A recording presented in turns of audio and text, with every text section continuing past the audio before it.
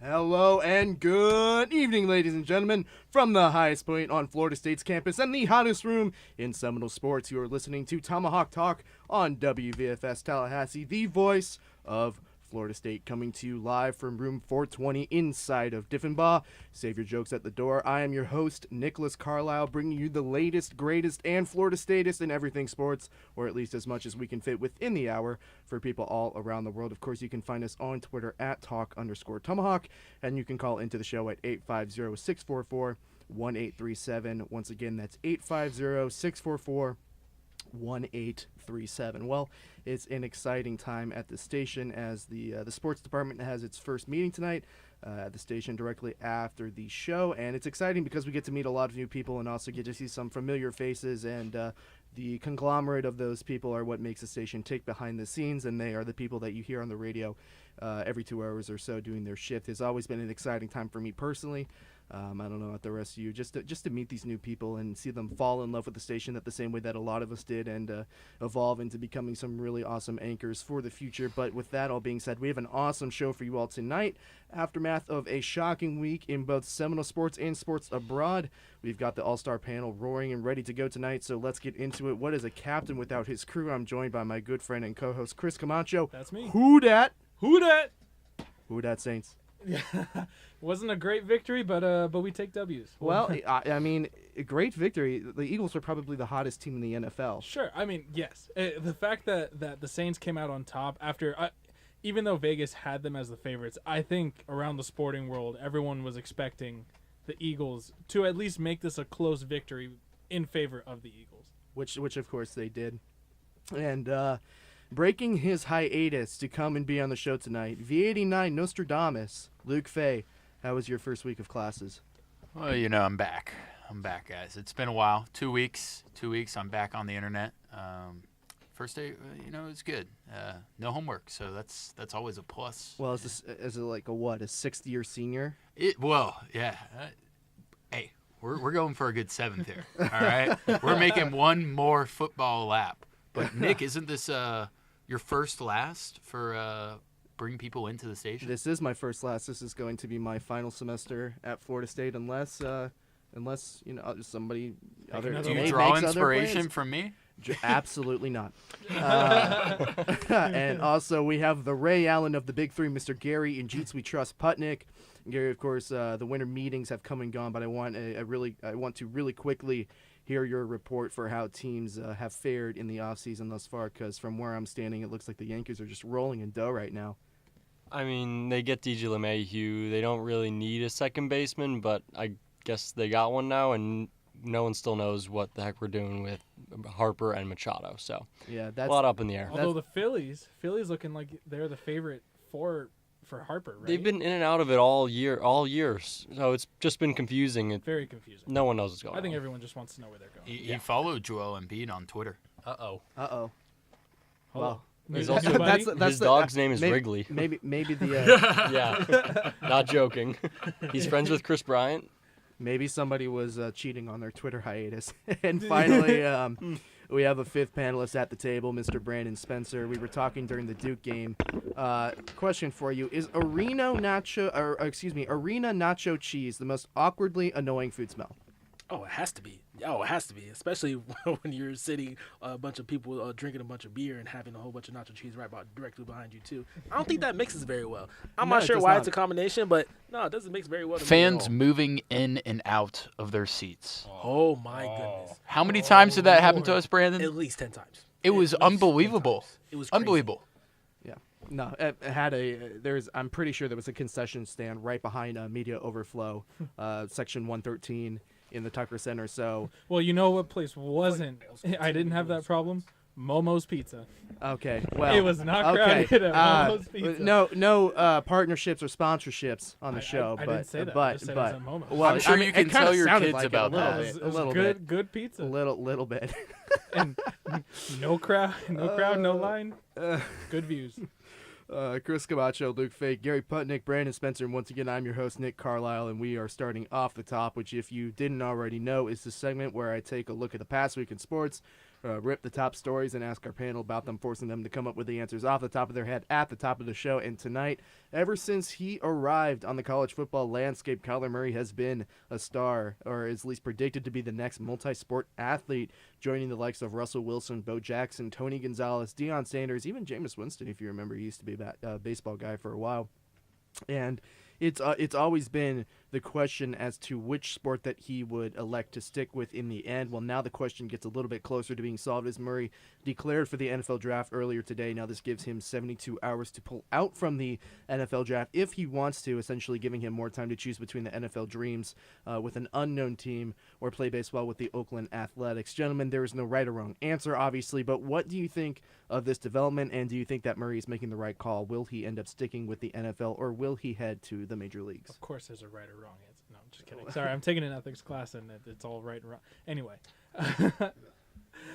no, I think Kyler Murray is playing his options the best way that he possibly can. He, as we were saying before the show, he's got the MLB right where he wants them. And I think the way that he's playing his cards is it's really smart. Like you said, he has 72 hours to further his decision, and even still, he really doesn't have to make a decision to play for the Athletics until a little bit before spring training starts. So he's got time. However, I think Kyler Murray is going to come out a significantly richer man than he was before.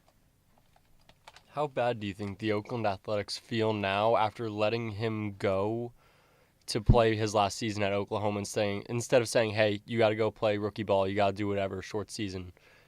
Yeah, I mean, at that point, that's really the decision that you come to every time with players like that. And it's looking now that, at least at this point, it looks like they're going to be regretting it, Luke. I think that Chris is right, that Kyler Murray is going to make a lot of money either way. If you're going for longevity, it's got to be baseball.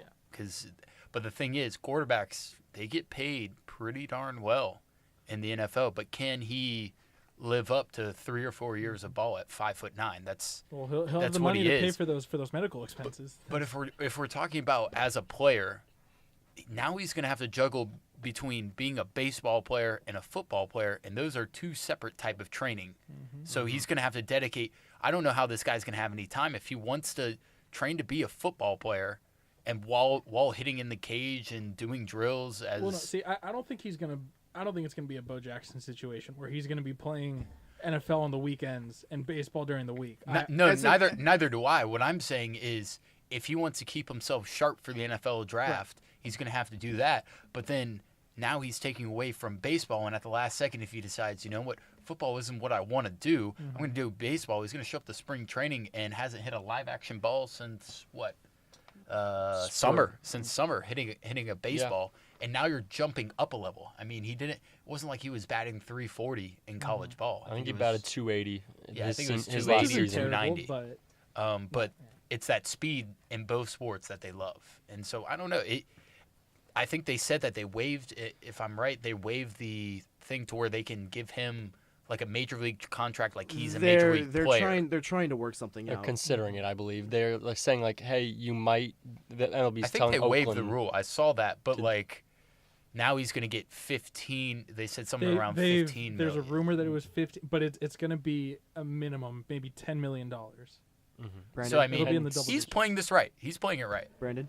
Yeah, I think he's leveraging his skill set and his position the best way that he possibly could. Either way, he's going to leave out of this, like you guys are saying, making millions and millions of dollars. And at the end of the day, if he does decide to go the football route, he can always come back and join the A's and with the minors and work his way back up to the majors. So Yeah, he's got the talent. yeah, definitely does. Yeah, So. as far as I'm concerned, I'm not sure that he is sure that he knows what he's doing. And quite honestly, I wouldn't be surprised if he does end up using this 3 days, that he has to think more about it and then go and play baseball. I wouldn't be surprised if that happens. But in the end, my current thinking right now, I think he probably will end up playing football. I think that is mostly due to playing time more than anything else. He's going to get time in the minor leagues. They're not gonna, even though he would potentially get a major league contract, that's part of the bending of the rules that the MLB is talking about right now. Right. He'd probably be playing in Midlands, Texas, or somewhere in Wisconsin. Somewhere in somewhere in Timbuktu. Nick, But- he's not the first one though. Patrick Mahomes was drafted as absolutely. well, and so And it's he kind took of- the other route, and that worked pretty well for him. That's definitely towards the benefit of Murray, seeing what Patrick Mahomes has been able to do. AFC Championship game in his second season as a starter. It's incredible, but I don't think. First season as a starter, second season as a pro. Thank you. You talk about the money. I don't think it's a money thing. At least he hasn't shown the Antonio Brown character trait to me yet. But I think that in a league that seems to still have a place for the dual threat quarterback, especially with the emergence of Lamar Jackson towards the end of the season, Kyler has essentially a lot of potential suitors in the NFL that offers up a lot of different options for him personally. Whereas baseball is essentially a lock at this point. You're going to be in Oakland, and of course they're minor league affiliates. Not to mention that I really think that it's a sluggers league right now more than anything else. And Murray is a fast defensive player. He hits the ball well enough, but he's kind of that play style that's kind of fallen out of favor a little bit. Everybody likes the sluggers right now, and in the end, I think that the spectrum of options in the NFL is going to be very attractive to Murray, and he's going to end up staying declared for the draft. There are a lot of teams I can see taking a chance on Murray right away, specifically teams that have quarterbacks that are about to close the door on their careers. I could see teams like Pittsburgh, New England taking a chance on Murray, though Brady can probably play till he's 50. I can also see the Broncos being a team that could potentially Miami? take. Miami is going to wait. I think Miami, depending on, 2020. and we're going to get into this later in the show, but I think depending on what happens in Philadelphia, Miami might take a flyer, might take a trade chance on Carson Wentz. But The Giants as well. The Giants as well, but I think we'll get into this later. There are a few teams that do need quarterbacks, New York Giants being one of them. I think Haskins is a clear number one, and he'll be above Murray on most draft boards anyway. But this is interesting. I do think he'll end up picking the NFL right now, but I do think we'll see Murray in the MLB at some point. I just don't know when. But with that being said, that was the Off the Talk 7 presented by me, sponsored by me, delivered by our panel tonight. Before we dive into the heavy heartbreak that Florida State basketball has felt this week, I do want to quickly go over and talk about a few little things that happened around Seminole sports this past week that are a little bit more uplifting and under the radar. First of which being the Florida State baseball has been ranked as number 13 in the poll to number 11's last season. As the skipper of the Knolls, I can't wait for baseball season. That is going to be a lot of fun. The 20th ranked men's tennis team won the Florida State Spring Invitational Championship this past weekend against FAU. Has a very, very solid tennis team. Both men and women swimming and diving has also started back up. Joshua Davidson won ACC Diver of the Week honors this past week. Congratulations to Joshua. And then we come to basketball.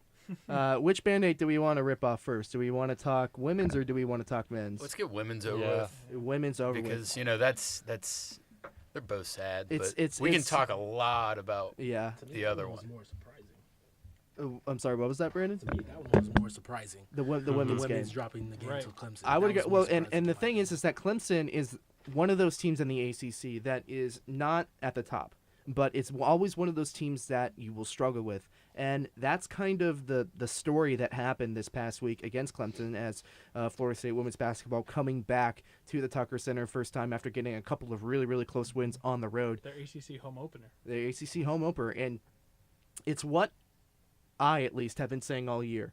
When you get the main scorers in trouble, and of course this could be said for a lot of basketball, but when you get the two main scorers in trouble, this being Nikki Komu and Kai Gillespie, there is nobody else on that team that is going to be able to pick up the slack, and that's essentially what you saw. I think it was 27% shooting, Yes. at least in the entire game or the second half at the very least. I'm not quite Correct. sure. No, in the game, 13.6 in the third. Right.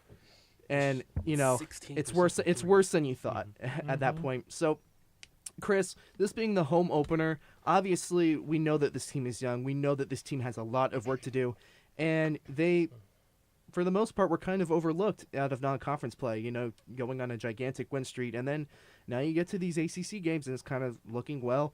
Maybe they're still not as strong as we thought. So, where's your head on this women's basketball team right now? I think this is just a game that they dropped. Again, as we said, it's a young team. The outlook for this season, I think they'll end up just fine. Their postseason run is still definitely up in the air. However, I think this is just a game that was dropped. Clemson is they're a 12-5 team that's maybe about midway in the ACC right now. And if you look at their first two ACC wins against Virginia and North Carolina, those are pretty good teams. pretty good teams. Squeaked out with 1 and 2 point victory margin. but I think this is just a game that they dropped against Clemson. Brandon, you said that this was the more surprising result out of the two. Why do you say that? Just because of how well the women's basketball team has been playing lately. The guards, Woolfolk has been playing great as of late. She struggled on Sunday, as well as Gillespie shot 5 for 17. She struggled a lot, and so it's hard. I was just very surprised to see how badly they shot, and at home, especially if they just got back from a couple huge road wins. So I'm expecting them to come back here and play very well from the home crowd, first ACC home opener. And I honestly thought they were going to win they were going to be the ones winning by double digits, right, as opposed to losing. But I mean that's just one of those games when I think they actually need, in order to turn everything back around, they needed one of those bad games. I think it's what they talked about earlier, is the lack of depth in the team. So they go on the road. The bench had 0 points. And they get tired. They get tired. They were on the road, and they come back in, and they just playing 5 freshmen and losing your players at the start of the season. I think they lost 2 players that were going to be starters. Their best freshman? Their best freshman, and then another, I think, of sophomore into a scooter accident. Right. So at that point, Florida State here is just, they're trying to learn and get better. Is this team going to make a run in the tournament? No. But it's going to be one of those teams that the coach looks back 2 years down the road and says, we learned more this season than we did in any other season out there. And it's a building year, and you sort of learn how to play college basketball, and you're going to lose games like this that you aren't supposed to. And hey, 14 and 2 for a developing team. That's not terrible. Not bad. It's not You said bad. 23 turnovers? 23 turnovers, 8 assists, 23 turnovers. That's a bad game for a developing But zero, team. I think the 0 bitch points is just, you can't have that. That was bench points, by the way. Yeah. Gary, do you echo the sentiment that Luke gave right there? Yeah, no, it's for sure a teaching year. Like, they lost a lot of players to or 2 big players to the draft last year. It's just what happens every now and then. You can't be a dominating force every year. So that's just how it goes. Yeah, and women's basketball, we're in the top 25. They have fallen out of it. Again, 14-2, 6 in the ACC right now. Next couple of games they have at Boston College, and then Duke is visiting the Tucker Center. And then you have number 4 Louisville, which is a very, very scary team right now. Chris, I know it's it's a little bit further down the road, but how do you see that game going? How do you see Florida State's next couple of games going leading up to that? Is this the game against Louisville is at home? The game against Louisville is at home. Okay, well that helps. It does help. Again, it's a developing team. I don't think they'll pull the victory against Louisville, unfortunately. But I think having the home field advantage. Do you remember last year when Coach Sue had the game against Notre Dame? It was the what is it? Show up at the tuck. I forget the hashtag. That was pack the tuck. Thank you. I think that would be a great game to have for that. Get all the fans out. Again, if it's a bad loss like it was against Notre Dame last year, maybe not the best time. But I think having that home field advantage can at least make it a closer game than people would expect. Brandon, do you see the team rebounding strongly these next few games? I definitely think they're gonna. It's gonna be a big learning curve from this game for sure. Against Louisville this year, I don't think it's gonna. I don't think that's gonna be a good game for them at all. Even though they did beat Louisville last year, if I'm not mistaken. I want to say you're correct. I do think they did beat Louisville last year, but then again, that adds more to a hunger of Louisville coming in, and I believe they're coming off a loss as well. So last year, 50-49, Florida State won. Yeah, we beat them last year, and I mean, again, this is a rebuilding team, but I think take away that Louisville game, yes, they're going to improve from here, but other than that, no, that game's going to be a wash. Switching over to men's basketball. Now, men's had 2 games this week, very important games, and obviously one everybody wants to talk about, and it's not Miami. Gary Putnick. The Miami game, you hate to wash over it. And I'm not saying that we're going to completely wash over it, but when you have a game as big as Duke versus Florida State, Duke being the powerhouse that it is, that the other game kind of gets thrown under the bus a little bit. And to that being said, it was a nice comeback victory for Florida State. You know, there was a big foul discrepancy in this game. I think it was like maybe 13 straight minutes or something like that, where Miami was not called for a foul and there was players in foul trouble. It was a game that, Brandon, you said that Florida State was definitely looking ahead to the Duke game, and I'm inclined to agree with you in that aspect. And of course, it's also the game that's the aftermath of the Virginia beating, or the act of losing to Virginia. I should have worded that a little bit better. So that was the game that you get yourself together, and then obviously you get ready for the big Duke game again. Florida State won that game against Miami on Wednesday night. It was a Wednesday night, 9 p.m. game. 9 p.m. game, 68-62. And then you get to Saturday afternoon, number 1 Duke versus number 13 Florida State. Coach K in the house. Coach K in the house. He I'll say this starting off, and then we'll go into the game. Out of all the coaches that I've had the opportunity to sit in and be a part of the press conferences, I'd have to say that Coach K is probably my favorite. You said you were a little starstruck. I was a little starstruck, and it's not often that in this work that because you deal with players and coaches all the time. It's not often that happens to you, but this is one of the best coaches to ever do it, and he was very complimentary of Florida State. I think he said at one point, it's like finally we got them to stop dunking on us, and the press conference had. Was he tall? Was he tall? He was. No way. I think I was taller. I think I'm about 6'1", and I think he's like 6 foot. he's not that it necessarily matters when you draw up a play. He's 5'10". Is 5'10". Was it obvious that he dyes his hair, or did you see any gray hairs? He was Show kind of some respect, What Gary. Well- did you think of his blazer? well. Gary, Time. I wasn't sitting right next to him, so I don't know if the Rogain's working or not. Mm-hmm. With that being Oh my said, God. Great guy. So you're saying Don't it's hair think you're going to plugs. get a one-on-one with him now. yeah. You kind of walked me into that one, Luke Fay.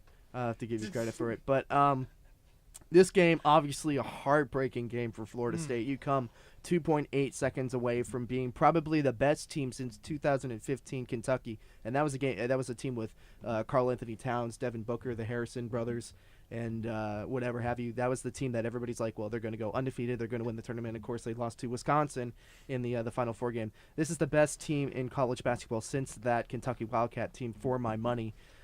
Luke, what's your biggest takeaway from this game? They battled back in the second half.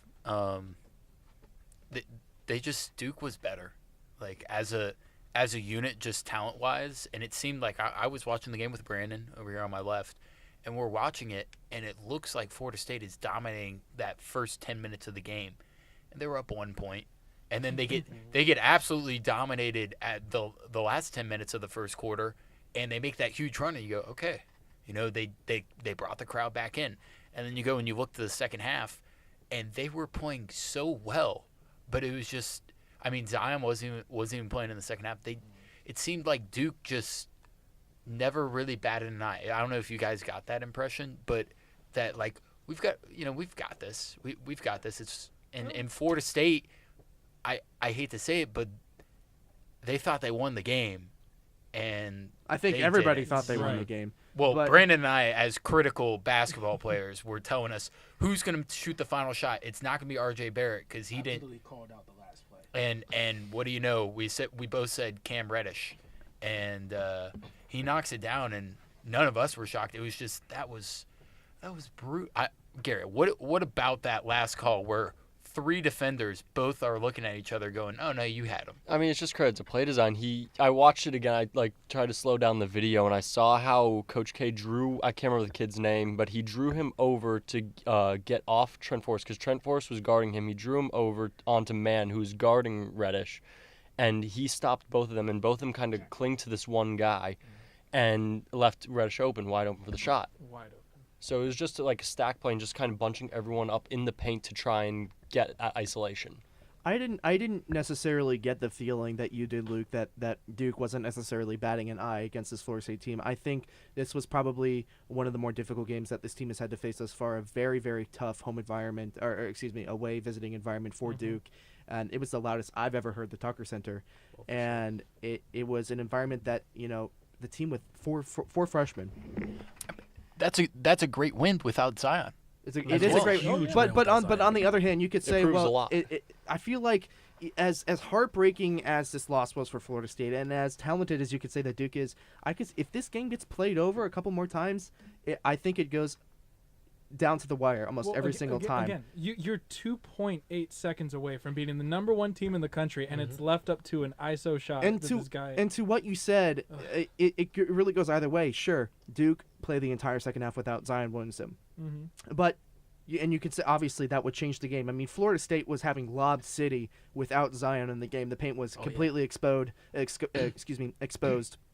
And Florida State was basically having a way, and that's how they really stayed in the game for a large part of that second half. But you could also make the case that this game could be extremely different if Florida State didn't have all those turnovers in the first 10 minutes of the game. I think, what was it, 11 turnovers in the first half or something like that? That's what I was going to get into as well. Like a couple things I noticed, especially in the first half, and that was one thing that Zion really killed us on, is offensive boards. They got a lot of offensive rebounds in the first half, and they defended the rim well in the first half. But you take Zion away, they don't get all those offensive rebounds. We're getting to the basket more easily, and I think that's really what turned the game around for us.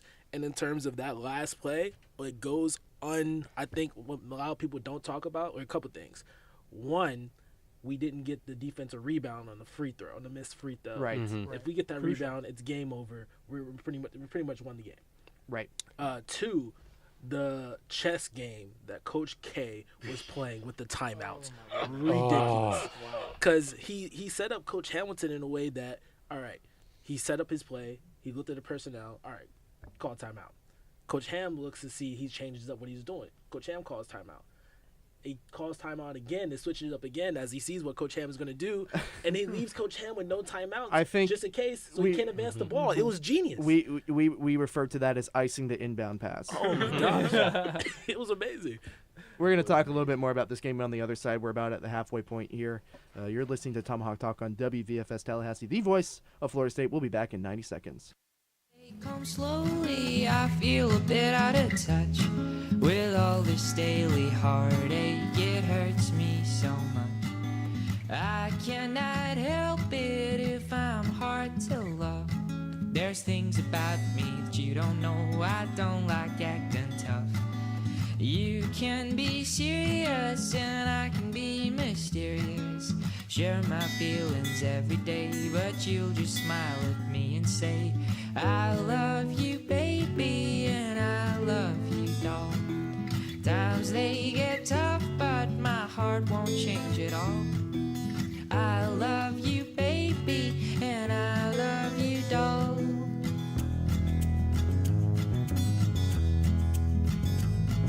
But you stay calm gently, I feel a little blue.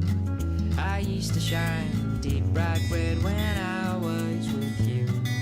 And everything changed, only I stayed the same. All my blue skies turned to gray and all my flowers turned away. You can be serious and I can be mysterious. Share your feelings every day, but I'll just smile at you and say, I love you, baby, and I love you, doll. Times they get tough, but my heart won't change at all. And welcome back to Tomahawk Talk on WVFS Tallahassee, the voice of Florida State. On the other side of the break, we were talking about the biggest game, or the biggest men's basketball game in a long time here for Florida State. Florida State versus Duke, of course, the heartbreaking buzzer beater, the last second, or I guess it was the last 2-second three, because Florida State did have 0.8 seconds, but, you know, with that amount of time, I think I probably classify that as needing more than a miracle in order to win. Obviously, very, very crushing.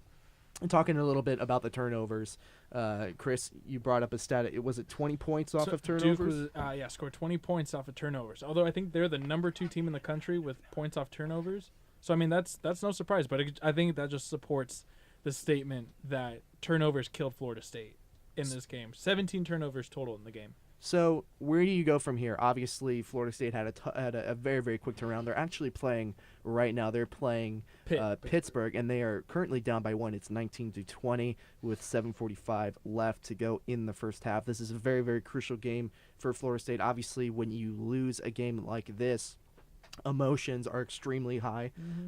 There's obviously a question of self-doubt, the would-haves, the could-haves, the what-ifs, and this is a very, very crucial game for Florida State. Pittsburgh is 11-5, 1-2 in the conference. Not the worst team, not the best team, but definitely a team that can hurt you when you are having a bad night. Yeah, I think it's crucial. This game is crucial in the sense, as you said, Pitt's not a team to write home about necessarily, but I think it's crucial to show that you are still a great team, that you only lost to the number one team in the country because of that last-second shot. It's to show that you're still mentally there. And look, I think even the AP poll gave Florida State a huge pat on the back. They did rose 2 spots from 13. Exactly. I mean, the win on Miami helps. But just the fashion in which they play. Gary, you talked about before that the fact that the teams that were ahead of Florida State, that they got demolished. Yeah, like UNC had their worst home loss ever to Louisville. That was what a game. If y'all got the chance to watch that was a great game. They But actually put the Duke game on before the North Carolina game ended. So Yeah. just to show you how bad of a game that was. Before we move on to anything else, and it's there's so much to talk about with this game that we're gonna miss something. It's inevitable, but what I don't want to miss is, I don't want to say the emergence because he's been playing extremely well lately, but I do want to talk about the absolutely insane game that Fiondu Kabengele had. What an emergence of a game this young man had. Double-double, I'm not quite sure. He definitely had 10 rebounds. I'm going to quickly look back up the stats here. Give me 1 second. He had 24 points, 10 rebounds, 2 steals, 3 blocks. I mean, if you're an NBA scout, and you're here, scouting for Zion and Cam Reddish and R.J. Barrett, and you see this young man Kabengele putting up the numbers that he has. Gary, what can you say that hasn't already been said about Kabengele? He's just way more physical than Kamaji, and that it always confuses me every time I see Kamaji in the starting lineup. Like he's a string bean. You can't put it that way. teach 7-4. You can't teach 7-4, but you can teach the game of basketball and how to play.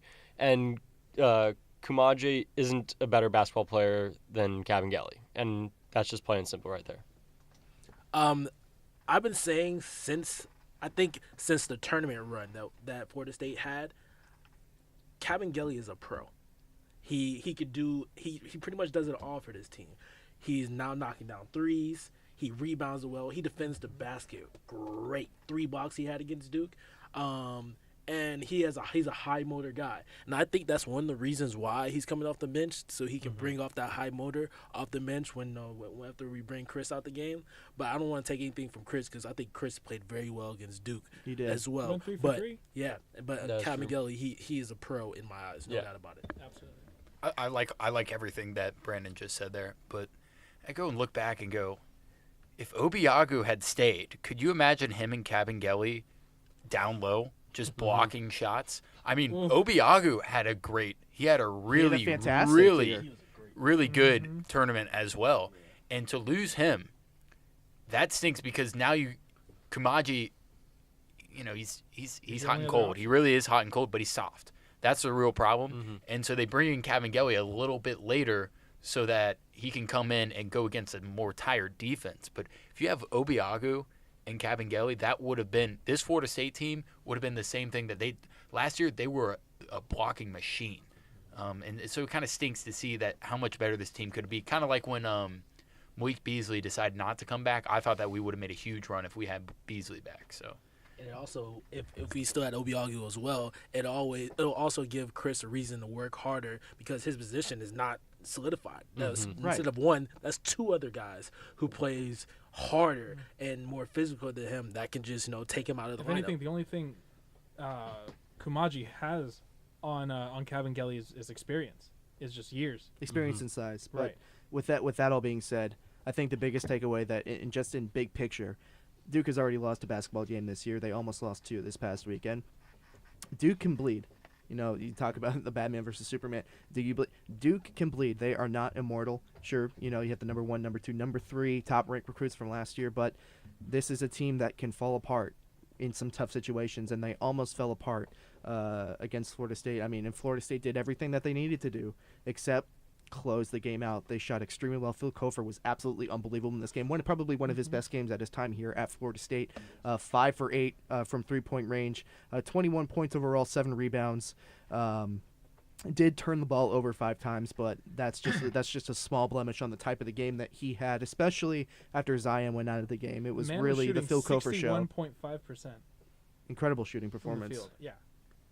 But with that being said, of course, Florida State is playing Pittsburgh right now. They are down 2, so it looks like it's going to be just tied a second ago. It was just tied a second ago, so it looks like it's going to be another close game at this point in time. But there are other things besides Florida State men's basketball. There was a national championship last week. It's hard to imagine that there was a national championship game last week because it feels like it's been forever. Shout out to Brandon Spencer for hosting us. Yes, thank you, Brandon. That was a great party. What a pizza surprise. Oh yeah. This man orders 4 pizzas, and nobody was expecting. Luke, you were sitting at the door, and you got a knock. I was sitting at the Oh, door. was Gary was Gary. sitting at the door. Now, I will say that probably Gary's favorite moment of the entire national championship was the Imagine Dragons halftime show. It was. It was. Other than Alabama losing, yes. Other than, which, of course, Alabama did in shocking fashion. I want all of you listening at home to raise your hands if you thought Clemson was going to spank Alabama as bad as they did, and now I want you to put your hands down because you are absolutely lying to me. I can see you. Put your hand down. Big brother. Over here. Big brother. Put your hand down. You did not think that Clemson was going to do what it did to Alabama. This is probably going to go down. It's obviously not going to be an ESPN Classic game. It's not close. But when you take a look at the implications of this game and what it means for the spectrum that is college football, Alabama's not king anymore. Clemson is now the king of the jungle. The Tigers are now the king of the jungle. And this was really, really hard for Alabama. And, of course, a lot of people around the world are very happy about this because Alabama is the devil with horns. But losing by 28, the largest margin of defeat for Nick Saban at Alabama. Chris, just off the top of your head, what happened during this game? If you can remember that far back. It really does feel like it was ages ago. But honestly, I don't want to say that Alabama went into this thinking that they had the game because you can't do that against Clemson. But I really think Dabo Swinney and Clemson had Alabama's number. Like there was nothing that Alabama did that Clemson didn't have an answer for. I think it was a case of Clemson won this game. I don't think Alabama lost it. I just think Clemson was the better team in this game. Florida State fans, I want you to listen up here because if you take a look at Dabo Swinney and what he's been able to do with that program, this is exactly, well, not necessarily exactly, this could be potentially what happens when you let a coach take their time and build a program the way that he wants to. And you know where I'm going with this. Taggart has had 1 season, ladies and gentlemen. Give him time, and that's all I'm going to say on the matter. I just feel like that needs to be said because Dabo was in a very, very similar situation. Underperforming, Clemson wasn't getting back to the glory that they were used to, and Dabo says something along the lines of, give me a couple more years, you will never be out of a bowl game again. And here we are, 2018, 2 championships, and the best program in college football. I want to go back to your other point that you made that you said Clemson's now the king of college football. It's still they're 1A, 1B. You could just say they're both 1A together because I'm not ready to call Alabama dead and gone yet because they're still going to be there every year. I'm definitely not saying that they're dead and gone, but I think Clemson, I don't... It's a rental. It's a rental. Yeah, I like that. That's a better way of putting it. Because you can't say someone that's been the championship the last 4 years and only lost 2 of them to the same team is not the king or up there. But the fact that they lost 2 of them to the same team just goes to show how And much this of a one- powerhouse Clemson has shown themselves to be, especially the first team to ever go 15-0. That says something. They Well, could be I think considered it one of was- the best football teams I don't of know all You got to time. remember Since that 10? not Okay, too many. Not too many teams have had Too the many opportunity of playing 15 games in a year since then. So I think that's a biased stat. Or like, I want to go back to Chris and what he said about the start. Clemson came out and they punched Alabama in the mouth. That pick 6, everyone in the room was going, Oh my goodness. is this what's supposed to happen? Alabama goes and scores right away, but Clemson just kept on going, and that's exactly what they need to do. I remember we said that Florida State needed to come in the Virginia Tech game and punch them in the mouth early. They didn't do it. Clemson came in there. They knew that Alabama was known as superior to them, but they believed in themselves, and they came out, and those throws that Trevor Lawrence made, Oh, were my goodness. unbelievable. I mean, technique-wise, some of those he was getting hit a little bit off of his back foot, and they were dimes, absolute dimes. And so what I'm saying is I think that Clemson came out, knew and believed in themselves, and they had Dexter Lawrence, their top defensive lineman, out, and it didn't matter. Alabama got manhandled by Clemson. Could you imagine if they had Dexter Lawrence in there? I mean, that team was complete. That's what it was. They were complete. And I think that was the difference. The battle in the trenches. Oh, yeah. Clemson dominated in the trenches, and that's the reason why they were able to pull away. And Justin Ross and his just Oh, those catches. beautiful catches, one-handed catches Who was the better freshman? that he was making. It's hard to say at this point. Can I just say I'm terrified as a Florida State fan to play them next year? Yeah. Oh my goodness. At least it's not at home. It should be. We see what they did to us this year. Yeah. It can be the worst Actually, a road similar loss score. in Florida State history. No, didn't that already happen in Louisville? But can a worse one happen? Well. Did I you thi- see the game this year? Well, yeah, I saw it. Yeah. Brandon, I'm just gonna come to you with this question, and everybody can chime in too. Attack of Viola. Does this game change your opinion about him? I mean, he had an kind of game. 2 touchdowns, 2 interceptions, 22 for 34, 295 yards. At a 21.5 QBR. Also Yeah. playing on a bad ankle. Also playing on a bad ankle, but does your opinion of him change with how this game went? Not at all. Not at all. I think Tua is a rare talent. I think that he's probably going to go down as one of the best quarterbacks in Alabama's history. And I think next year he's just going to be even more hungry. I think it's just going to be a show between him and Trevor Lawrence once again. And I think that he's going to prove the doubt is wrong from whoever doubted him in terms of the Heisman and with the way he played in the national championship. I think he's going to bounce back better than ever. Not doubting him at Trevor all. Lawrence and Tua at Heisman race. That's interesting. That is and interesting. something else to note is that Jalen Hurts has been rumored to be in the transfer portal, so he's not going to be at I Alabama. want some. I have some questions here. Austin Kendall, Oklahoma's quarterback, in the transfer portal. Jalen Hurts in the transfer portal. Tate Martell out of Ohio State in the transfer portal. Can Florida State get one of these guys? Come on. Come on. Nah. I don't think so. Is that wishful thinking, or because where is the answer here? Where is the answer? I don't who can go and in one year, because obviously this is a little bit of transition, but in 1 year come and just stabilize this program. 9 wins, 8 wins. I would say 8 wins is stabilizing. That would be something that people A bowl would game. like. I think a bowl game was where So people who- as a starting would be Who happy. is who is the guy that you guys say, now some of these guys will have to sit out, but who's the guy that you say, you know what, that could be a difference there? Oh, well, I think your question is very, very well centered because nobody has any idea at this point. Everett You know, Coulson. everybody was very hopeful that Justin Fields. It's so sad how wishful thinking that was. Everett Golson. Yeah. Oh No, my God. Brandon Woodbush, bro. I think the answer is obviously everyone's going to say Hurts because we've seen what he's done. He's a great quarterback. He has a lot of potential. But I haven't seen any of Austin Kendall. I don't know. I assume he's more of a dual threat type quarterback, can run the ball a bit more, kind of like a poor man's Baker Mayfield maybe. But I think they need someone who's just going to be able to take hits and not be afraid. Right. And not like, because Francois used to be that guy, but he's kind of become a bit afraid, and he's Which, of course, You can't blame him. I don't You think cannot it's- blame him. no, I don't blame him one bit. He's right to do that. Which, of honestly. course, I don't think it's been said on the show yet, but Francois is returning for his final season of eligibility, which that was broke sometime last week. Which there's going to be another QB battle at Florida State, and I didn't think that I would be saying that again. I actually thought that Francois would be leaving in some sort of fashion, either transferring or just leaving on his own. There's still a chance. There is still a chance, but. Rounding out really quickly the national championship talk, down a little bit of a rabbit hole. Trevor Lawrence, what? Oh my God! The ability Lord. for this young man, to sit and I say young man as a 21-year-old. It feels like we're just getting older every single day, guys. The ability of this guy to sit in the pocket and just take an absolute beating from consistently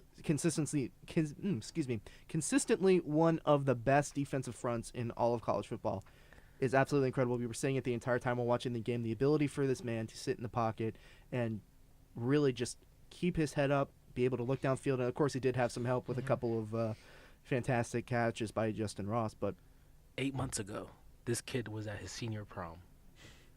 And stop! he just beat You're making me feel old again. Alabama in the national championship. Not just beat, like dominate Alabama in the national championship game. Wow. Can't relate to the prom thing, but yes, that is unbelievable. This kid is, and Justin Fields was billed as better. Yes. So now you go and look back and you go, holy smokes, this guy. What should some people are saying he should sit out 2 years? I mean, he's got an awesome predicament. Yeah, not one that many quarterbacks find themselves in after their true freshman year. Moving on to the NFL, because there was NFL playoffs this past week, a couple of games. Chris with the who dat, and that's a fine place to start. Saints and Eagles. Of course, the Eagles' strong end of year run fell Strong apart. start to that game. Too. Strong start to the game Oh as my well.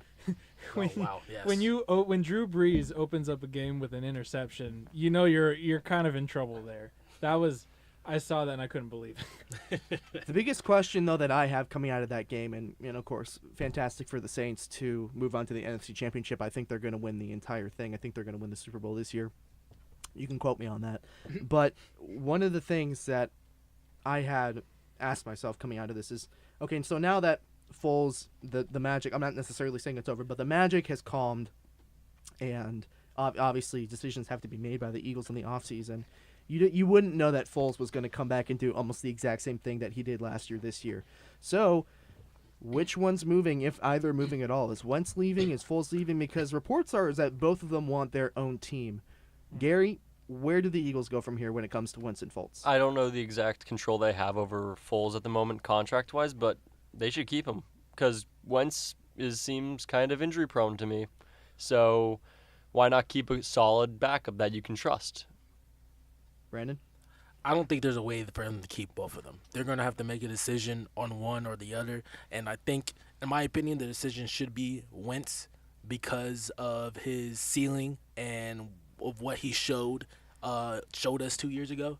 I think that Foles has had a great run. I think that when he goes to a different team and a different system, it's not going to be the same, but he's still going to be a decent starting quarterback in the league. But if they want to keep building on their future, they need to keep Wentz. I think I totally agree with Brandon. Carson Wentz was a week and a half away from winning the MVP 2 years ago. So you got to think. Well, I guess it was a year. It was a year ago. Actually, you're right. Yeah. It was a year ago. Nick Foles will be an Arizona Cardinal in 3 months. Oh. That's a hot take. Okay. They Bye-bye, need a Josh quarterback Rosen. that gets the ball out of their hands quickly. Nick Foles is that guy. So you're telling me that Arizona's just going to completely wipe away their Josh Rosen pick? No, they'll keep him. They just want No, to he's not ready. kind of And keep Nick him on Foles is tutelage. old, but he can give you that 2 years of production. They need. Carson Palmer was a bum when he left Cincinnati, and he went to the Oakland playoffs. Raiders, and then went all the way around. He went to And the playoffs. They almost beat. They should have beaten. Yeah, they should have beaten the Packers that year. But I'm saying he revitalized his after he went to the Raiders and he went all around. He revitalized his career with the Cardinals. Kurt Warner revitalized his career with the Cardinals. Nick Foles can continue this in the short term for 2 years. And if you want Larry Fitzgerald to stay, you're gonna have to show him something because that guy he's one of the best wide receivers, greatest hands of all time, and he's wasting what he's still got left in the tank. Personally, I want him to go to one of those elite teams. Like get him to the Rams or something, or get him to the Patriots. Get him somewhere. Don't get him to the Patriots. Get him somewhere Don't from give the him to- Cardinals. Are Don't you give him saying? to the I Patriots. thought Fitzgerald says he's done after this year. Did he? Yeah, there 'cause was an they- article that came out that he's weighing his options and everything. again. Yeah, Again. but He did this, like, he could- last year, too, he I'm did pretty it- sure. Yeah, but he didn't. Maybe my team's going to be good this year. Yeah. He's got to go somewhere. I think that's my thing. Nick Foles, Cardinals, more of the story. But he thought about retiring. I kind a of year just ago. have this very sinking feeling that the Dolphins, in a very kind of limbo with Tannehill, the reports are that he's going to be on the outs, and they're looking at a quarterback in the 2020 draft. hopefully Trevor Lawrence. I just have this very, very sinking feeling that they're going to try to jump a gun on this rebuild, and they're going to try and get either Wentz or Foles. And I don't know why. I just have that sinking feeling. Maybe it's misplaced, but just the way that the Dolphins have the front office has been. Now they do have a couple of fantastic young wide receivers that they've gotten, but in Grant and Albert Wilson. But I just have this very, very sinking feeling that they're gonna do something, and I'm kind of begging you on live radio not to do something. But Nick, luckily the Nick Foles name doesn't start with Chad, or else they would. Chad Pennington, Chad Henne, you're right. Mm-hmm. Chad check down Henne. I think the Dolphins should just start a quarterback from within. Personally, I think Luke Falk is the guy that they need to go with. He's been a backup for the Dolphins this year. I think he's got good potential, and I think it could be a good year for him to learn and show what he's got, because he didn't get a chance this year. Right.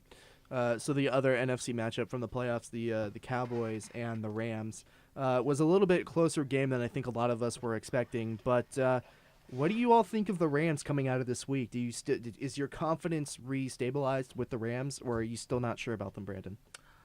I'm still not very sure about them.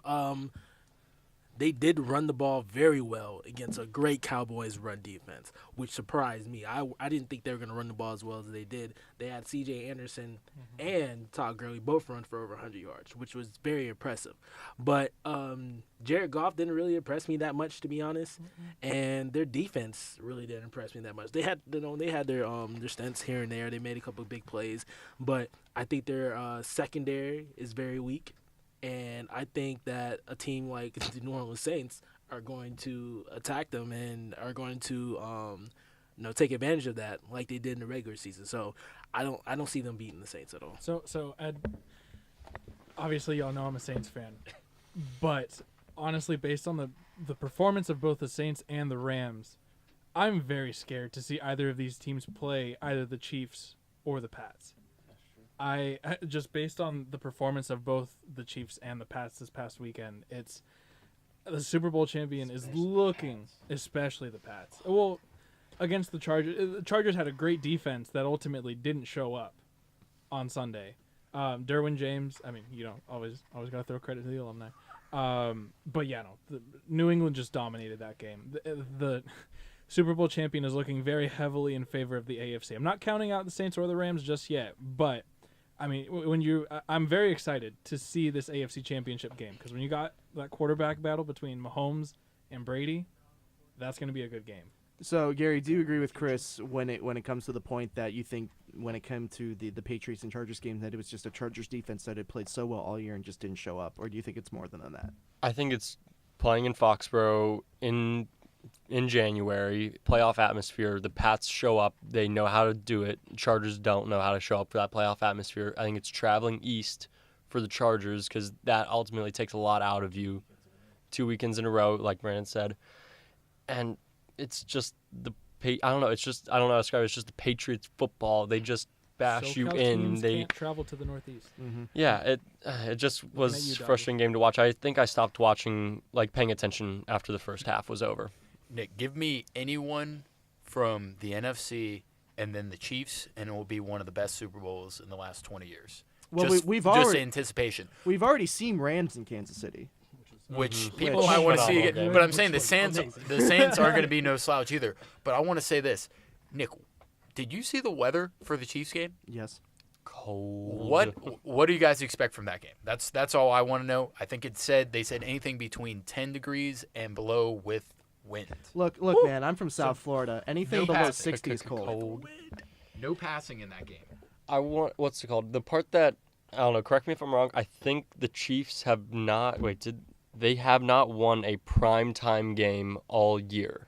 They're playing in a primetime slot this year, and the Patriots don't do well on the road in the playoffs. Who's going to break? Who's going to want to win this game? It seems like this is the worst conditions for both of these teams, except for the cold for the Patriots, because the Patriots know how to play that way. I definitely think it's going to be a grinded out game. And I think the first time they played, it was an instant classic. I think it's going to be more of a messier game this time. But if the Chiefs do make it to the championship and they play one of these two teams from the NFC, it is going to be a show. And I cannot wait for that. Luke, very quickly, I mean, we've covered 3 of the games already, and we've already talked kind of a flew over Last game, Kansas City at Indianapolis. A lot of us on the show last week thought the Colts were going to come in and do a number on the Kansas City Chiefs and surprise everybody and upset them, and obviously that didn't go well. So what's next for the Colts? I mean, obviously this is a team that was kind of supposed to be in the middle this year, and they ended up making it to a divisional round. I mean, people have bad games, and I would say the offensive line for Indianapolis didn't have a very good game, but Andrew Luck was atrocious. He was terrible. It's tough to throw the ball in that weather, but he had balls slipping out of his hands. So they're going to get Le'Veon Bell. They're going to get Le'Veon Bell next season. Okay. And so if you're saying what's next, I mean, Adam Vinatieri, we're looking at this kick right here. He missed the shortest field goal kick of his career. So I think that the difference is next year you got to watch out. Colts, they're going to get Le'Veon Bell. And that's about all the time we have for tonight. Thank you so much for tuning in and being with all of us tonight. A new release is up next. You are listening to Tomahawk Talk on WVFS Tallahassee, the voice of Florida State. Have a good night, everybody.